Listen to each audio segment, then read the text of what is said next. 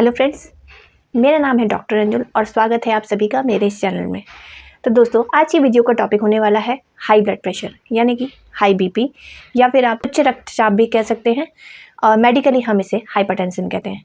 तो दोस्तों, जैसे ये पहले बुजुर्गों में पाई जाती थी बीमारी, लेकिन हमारी खान पान और जीवन शैली की वजह से अब ये बच्चों में भी देखा जा रहा है। तो आज का वीडियो इन्फॉर्मेटिव होने के साथ साथ बहुत सारे अमेजिंग फैक्ट्स के साथ है और आपका जानना ज़रूरी भी है। तो दोस्तों, अंत तक मेरे साथ बने रहिए और यदि आप मेरे चैनल पे पहली बार आए हैं या मुझसे पहली बार मिल रहे हैं तो चैनल को सब्सक्राइब करना ना भूलें, साथ में बेल आइकन को भी हिट कर दें जिससे कि आने वाली वीडियोस की खबर आप तक पहुंचती रहे। तो दोस्तों, आइए शुरू करते हैं ये वीडियो।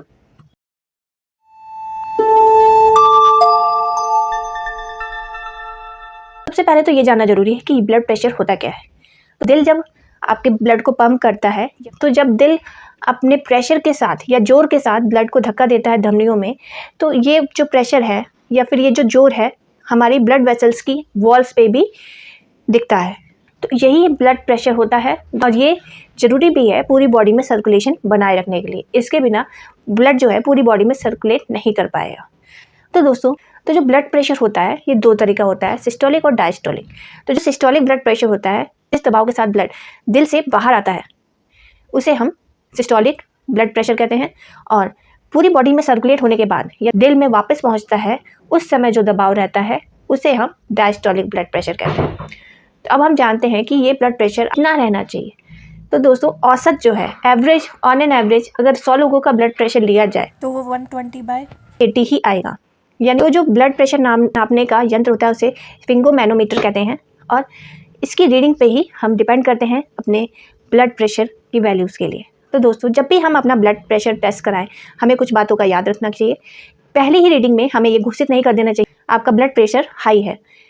3 रीडिंग्स अगर आप लेते हैं और तीनों रीडिंग्स में ही आपका जो ब्लड प्रेशर है वो हाई आता है, तब हम मान सकते हैं कि आपका ब्लड प्रेशर हाई रहा। सेकेंड थिंग ये कि जब भी आप ब्लड प्रेशर टेस्ट करवाएं तो आप ब्लड प्रेशर कप्स लगे हैं उसे 90 डिग्री पे होना चाहिए, बॉडी के पैरेलल ना हो, तभी रीडिंग सटीक आती है। सेकेंड थिंग है कि वाइट कोट हाइपरटेंशन।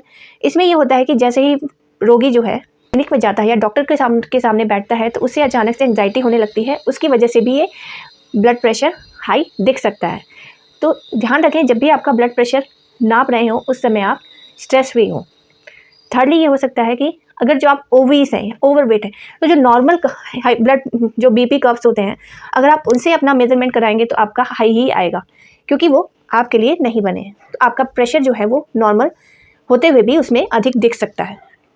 तो ये थी सावधानियाँ जब आप अपना ब्लड प्रेशर चेक करवा रहे हैं और रीडिंग मैंने डिस्प्ले कर रखी है, आप देख सकते हैं।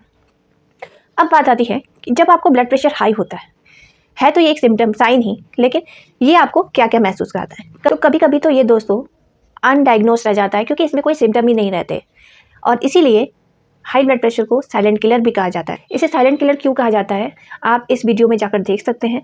इसका जो लिंक है मैंने डिस्क्रिप्शन में शेयर कर रखा है। आगे बढ़ते हैं, अब जो प्रत्यक्ष रूप से सिम्टम्स आते हैं उसको समझ लेते हैं।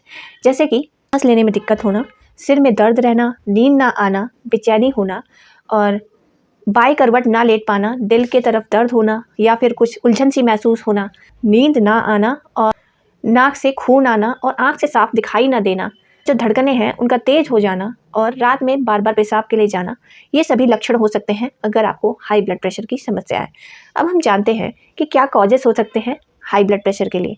तो दोस्तों, इन्हें 2 भागों में बांटा गया है। पहला तो ये जब खुद ही ये हाइपरटेंशन पहली बीमारी हो, यानी कि सेल्फ डेवलप्ड डिसीज़ हो, जो कि हमारी लाइफस्टाइल के कारण हो सकता है। जैसे कि हम ज़्यादा नमक लेते हैं अपनी डाइट में और एक्सरसाइज नहीं करते हैं, ओबीस हैं और साथ में हमें लत है टोबैको च्यूइंग की, बहुत ज़्यादा अल्कोहल लेने की और स्मोकिंग करने की और कुछ ऐसे ड्रग्स लेने की जो कि प्रतिबंधित हैं या फिर जो आपकी बॉडी पर बुरा असर डालते हैं। तो ये सब करने से आपको हाइपर टेंशन की यानी कि हाई बीपी की समस्या डेवलप हो सकती है। अत्यधिक स्ट्रेस भी इसका एक कारण है और कभी कभी जेनेटिकली भी ये देखा गया है कि आपका बीपी हाई रहता है। नेक्स्ट है सेकेंडरी हाइपरटेंशन, मतलब कि अगर कोई बीमारी पहले से है उसके बाद ये डेवलप हो, उसके परिणाम स्वरूप ये डेवलप हो। जैसे कि आपको कोई किडनी से रिलेटेड डिसीज़ हो, एंडोक्राइन ग्लैंड डिसऑर्डर जैसे कि थायराइड डिसफंक्शन या फिर एड्रिनल ट्यूमर, ये सब इसके कारण हो सकते हैं। अगर कोई बर्थ से ही कोई डिफेक्ट है आपकी ब्लड वेसल्स में तो भी आपको ये समस्या रह सकती है। अगर आप लॉन्ग स्टैंडिंग अल्कोहल यूज़ पे हैं और या फिर कुछ ऐसे ड्रग्स ले रहे हैं जैसे कि कॉन्ट्रासेप्टिव पिल्स और पेन किलर्स, इनका लंबे समय तक इस्तेमाल इसका मरीज बना सकता है। दोस्तों अब जानते हैं इसे प्रिवेंट कैसे कर सकते हैं। तो दोस्तों अगर आप हाइपरटेंसिव हैं, यानी कि आपका बीपी हाई रहता है और आपका वजन भी बहुत ज़्यादा है, तो फिर आप एक्सरसाइज करें और अपने वजन को कम करने की कोशिश करें। आप एक्सरसाइज में योगा, एरोबिक्स, एक्सरसाइज किसी तरह का भी रास्ता अपना सकते हैं अपने वजन को कम करने के लिए। एक एक्टिव हेल्थी डेली रूटीन आपको मेंटेन करना चाहिए। नेक्स्ट है आप मेडिटेशन करें, अपना स्ट्रेस को ज़्यादा से ज़्यादा दूर रखें और पानी ज़्यादा से ज़्यादा पिएं। और अगर आप कैफ़ीन लेते हैं या फिर अल्कोहल ज़्यादा यूज़ करते हैं, स्मोकिंग करते हैं या टोबैको च्यूइंग करते हैं, गुटखा खाते हैं, तो फिर आप इसे बंद कर दें। एक डेली रूटीन मेंटेन करें, एक्सरसाइज, फूडिंग या ईटिंग और स्लीप, ये पैटर्न एकदम नियमित रखें।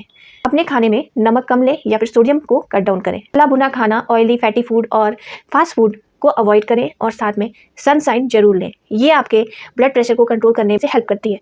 धूप में जाएंगे तो आपको विटामिन डी पर्याप्त मात्रा में मिलेगा और जो विटामिन डी है वो आपके RAS यानी कि रेनिन एंजियोटेंसिन सिस्टम को एक्टिवेट नहीं होने देता।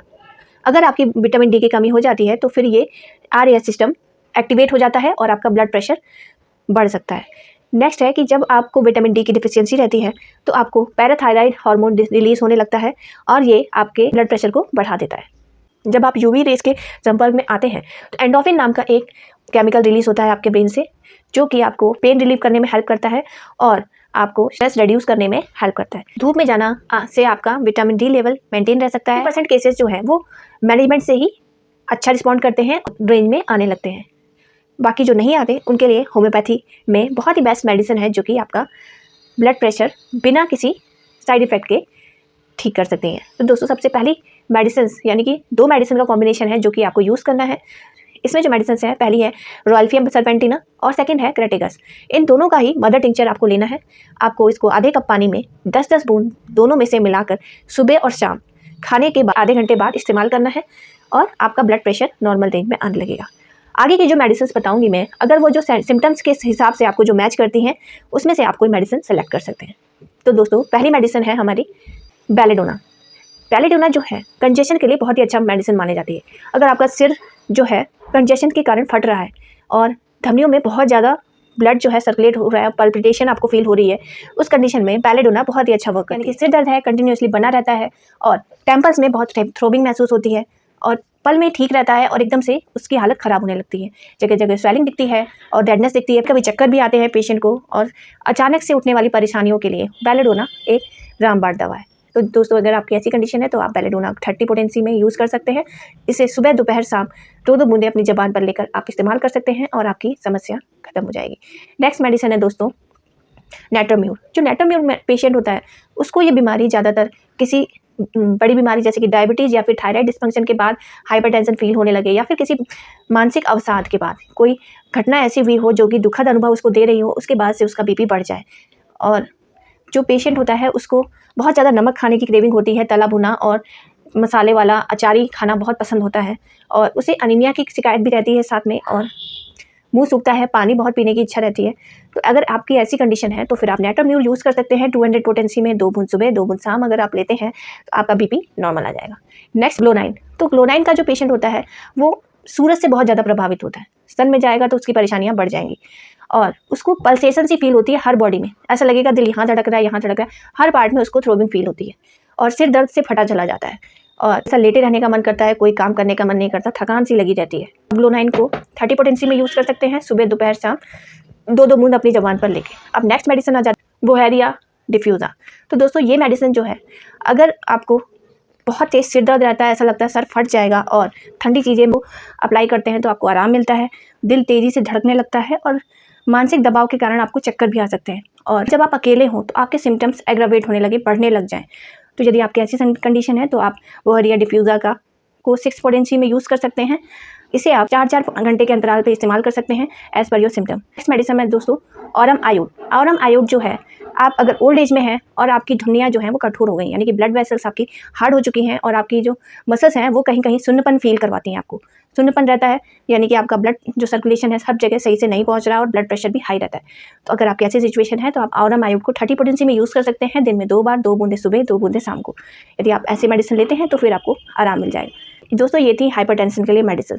दोस्तों अगर आप एलोपैथिक ट्रीटमेंट ले रहे हैं और आप चाहते हैं कि आप होम्योपैथिक मेडिसिन लेंगे, या होम्योपैथिक ट्रीटमेंट लें तो एकदम से अपना एलोपैथिक ट्रीटमेंट बंद ना करें, यानी कि जो आप मेटामॉर्फिन या फिर कोई भी मेडिसिन जो आप ले रहे थे बीपी के लिए वो एकदम से बंद ना करें। उसकी डोज जो है धीरे धीरे कम करते हुए उसे बंद करें। जैसे कि आप अभी जो डोज ले रहे हैं वो 100% है, उसको धीरे धीरे कम करें। 10 दिन बाद उसे आप 75% पे ले आएँ, फिर 20 दिन बाद उसे आप 50% पे ले आएँ, फिर उसके बाद 25, फिर 10, फिर 0 करें और साथ में होम्योपैथिक मेडिसिन पहले ही दिन से लेते रहें। तो ऐसे करने से आपकी बॉडी रिएक्ट नहीं करेगी। ज़्यादा लंबे समय से एलोपैथिक मेडिसिन लेने से आपकी बॉडी उन पे डिपेंड हो जाती है और जैसे ही आप उन्हें हटाते हैं तो आपकी बॉडी रिएक्ट करने लगती है, कोलैप्स होने लगती है। तो जब भी आप होम्योपैथी पे शिफ्ट हो तो धीरे धीरे अपना ट्रीटमेंट बंद करें, एकदम से बंद ना करें। तो दोस्तों इस वीडियो में जो मैंने मेडिसिन कवर की हैं बहुत ही मुख्य है। अगर आपको लगता है कि आपकी जो सिचुएशन है इस वीडियो में बताई गई मेडिसिन से मैच नहीं कर रही है और आप उसका उपचार चाहते हैं, स्क्रीन पे दिए गए व्हाट्सएप नंबर पे कंसल्ट कर सकते हैं। आप मैसेज करके अपना अपॉइंटमेंट बुक करा सकते हैं और अपना ट्रीटमेंट ले सकते हैं। तो दोस्तों ये थी जानकारी आज के वीडियो में।